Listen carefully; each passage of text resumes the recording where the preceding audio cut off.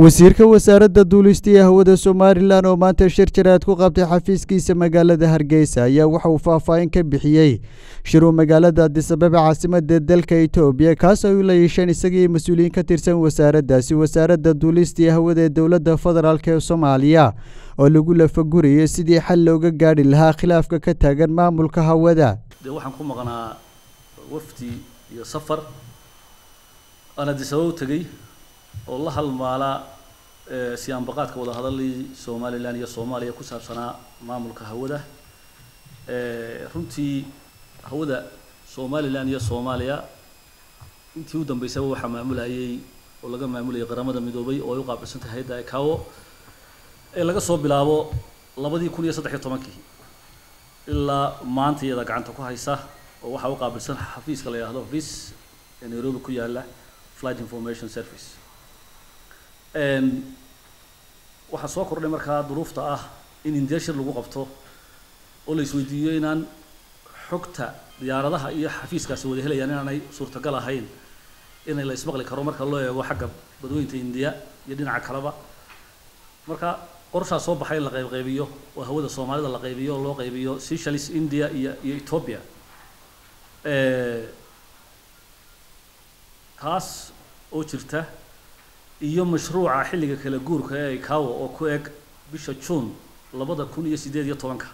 xilligaana loo baahan yahay cidii lagu wareejin lahaa hawadu in ay muuqato ayaa runtii suurtagal ka dhigay in la isweydiiyo war Soomaalidu ma isku tashan karaysaa hawada ICAO gacanteeda ilaa yoomana hada ku jirta waan maqlaa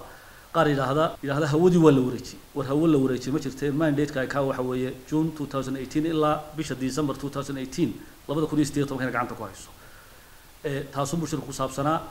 runtii arrimo badan baan isla eegnay xagga Somaliland wafdiga aan hogaaminayay iyo xagga Soomaaliya oo hogaamin dawladda federaalka oo hogaaminayay wasiirka gaadiidka waxaan aaminsanahay wuxuu ahaa isku day fiican shirkaasi qodobo badan oo isla soo qaadnay wax badan oo kaga wada hadalay haddii ay noqon lahayd in hawada Soomaaliya lagu wareejiyay عقلك سليم كي وحكوا سينا ولي بقول شيء يا دتك ولي بحس بيده معرفة خاصة وضني دم يصير تجشين أنت اللي يسوي ما دين لهذا لقوا ده هذا شيء بكاجا وحكوا شراء كاله عن كوا ده هذا الله ما يصير تجشين تاسع على مضوى إن هودي إلا هذا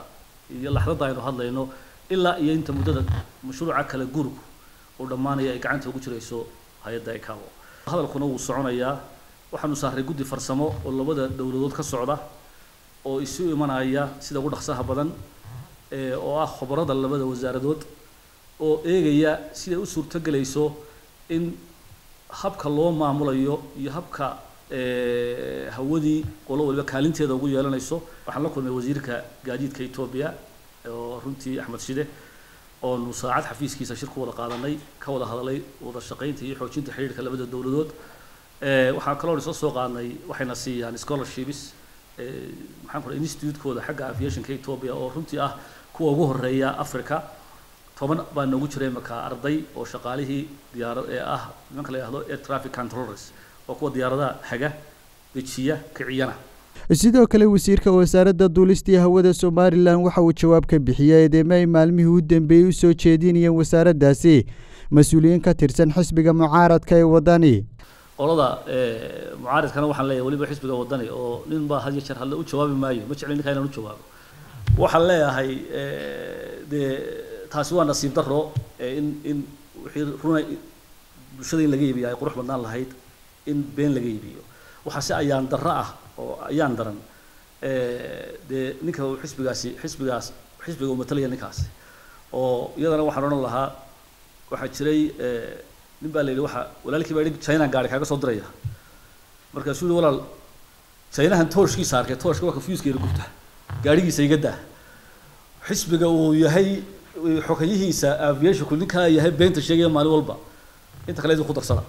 waxaan oran lahaa ballinkii kelmadda yiri shirkadda uu ka hadlay waqti magaceeda weydiin aanu garanay baa horena waxa loo lahaa maxaan ku dhahdaa oo aad u maqlayo oo lahaa waligeed diyaarad ma raacin xogayaha aviation-ka wadani Abdirahmaan Abdillahi Fantastic Sab TV Hargeysa.